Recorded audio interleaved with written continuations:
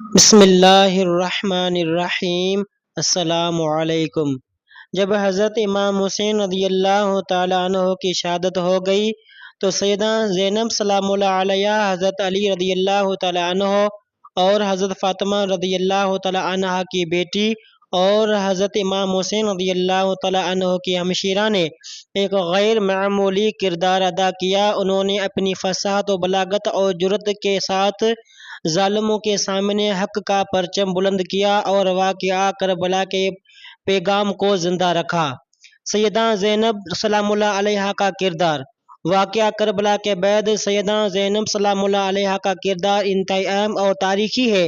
انہوں نے اسیران اہل بیت کی قیادت کی اور اپنی تقریروں کے بذریعے نہ صرف کوفہ اور شام کے بازاروں اور درباروں میں یزید اور اس کے حکمرانوں کے مظالم کو بے نقاب کیا، بلکہ امام حسین رضی اللہ تعالی عنہ کے قربانی کے مقصد کو بھی واضح کیا۔ کوفہ میں خطبہ۔ کوفہ میں اپنے بھائی کے قاتلوں اور بے وفائی کرنے والوں کو مخاطب کرتے ہوئے آپ نے ایسا فصیح اور بلیغ خطبہ دیا جس نے کوفیوں کے مردہ ضمیروں کو جھنجھوڑ دیا۔ انہوں نے انہیں ان کی بے وفائی اور حضرت امام حسین رضی اللہ تعالی عنہ کی مدد نہ کرنے پر شرمندہ کیا۔ یزید کے دربار میں خطبہ۔ دمشق میں یزید کے دربار میں بھی سیدنا زینب سلام اللہ علیہ نے نہایت جرأت مندانہ اور فصیح خطبہ دیا۔ انہوں نے یزید کے منہ پر اس کے مظالم اور رسول اللہ صلی اللہ علیہ وآلہ وسلم کے اہل بیت کے ساتھ کیے گئے سلوک کی مذمت کی۔ اس خطبے نے یزید کو عوام میں ذلیل اور رسوا کیا۔ اس کے بعد اسے اہل بیت کو کچھ مراعات دینے پر مجبور ہونا پڑا۔ بد دعا اور اس کا اثر۔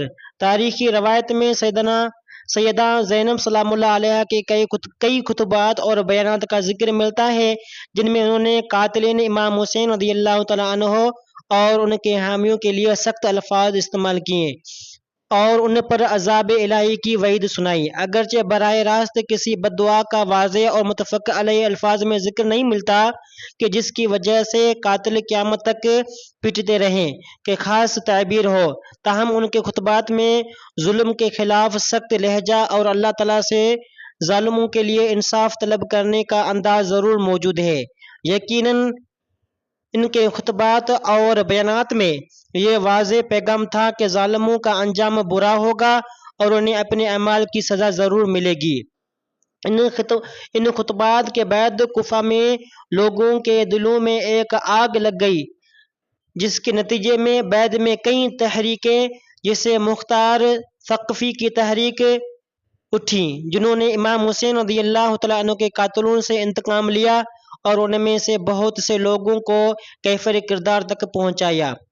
اس طرح سیدہ زینب سلام اللہ علیہ کی بد دعا سے مراد ان کا وہ پیغام ہے جس نے ظالموں کے انجام کی پیش گوئی کی اور جس نے مظلومیت اہل بیت کے اثرات کو لوگوں کے دلوں میں راسخ کر دیا۔ ان کی فصاحت، صبر اور استقامت نے واقعہ کربلا کو صرف ایک تاریخی المیہ نہیں بلکہ ایک لازوال پیغام بنا دیا جس کا اثر آج بھی محسوس کیا جاتا ہے۔ ان کے خطبات نے یہ یقیناً بنایا کہ امام حسین رضی اللہ تعالی عنہ کی قربانی کو بھلایا نہ جائے اور ظالم ہمیشہ کے لیے لعنت زد قرار پائیں۔ اللہ تعالی ہمیں امام حسین علیہ السلام کے طریقے پر عمل کرنے کی توفیق عطا فرمائے، آمین۔ جزاک اللہ خیرہ۔ بھائی اگر آپ کو پوسٹ اچھی لگے تو چینل کو سبسکرائب کر دیے۔ جزاک اللہ خیرہ۔